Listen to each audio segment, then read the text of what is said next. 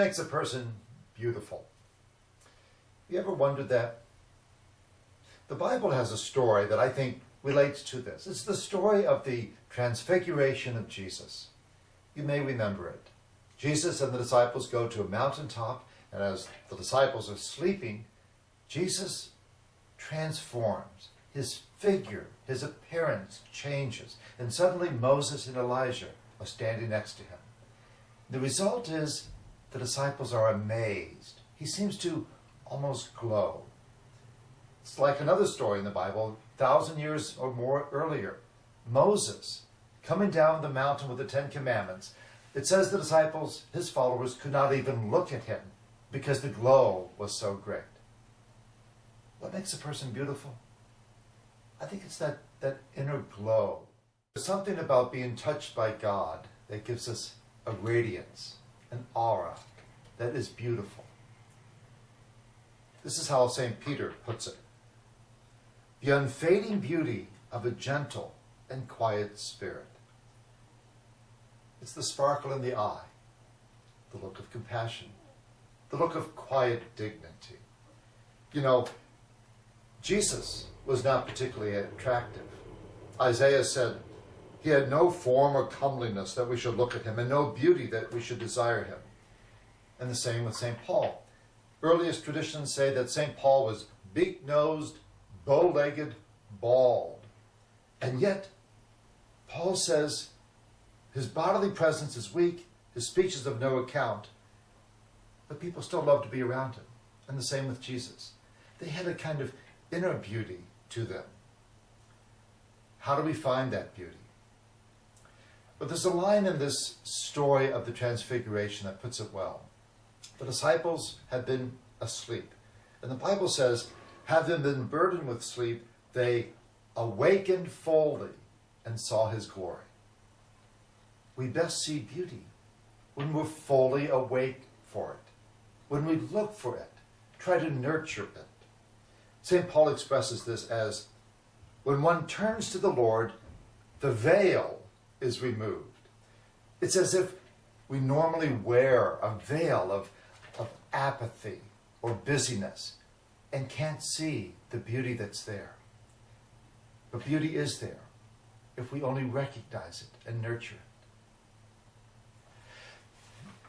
it. In my last church, we had a shut-in member who I thought was beautiful. Her name was Marguerite.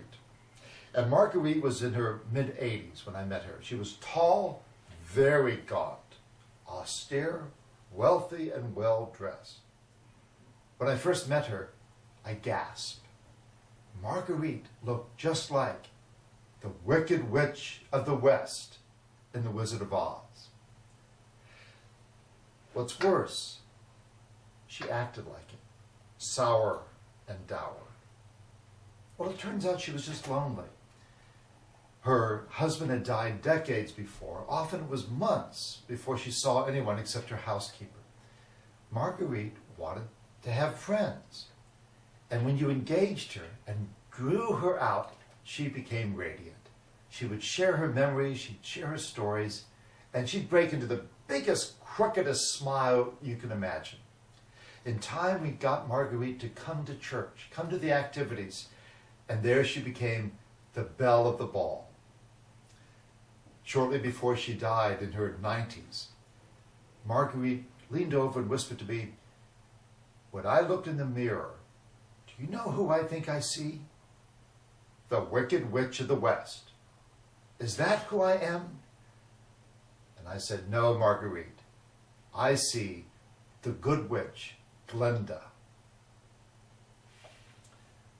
Beauty has nothing to do with cosmetics or hairstyles or mirrors.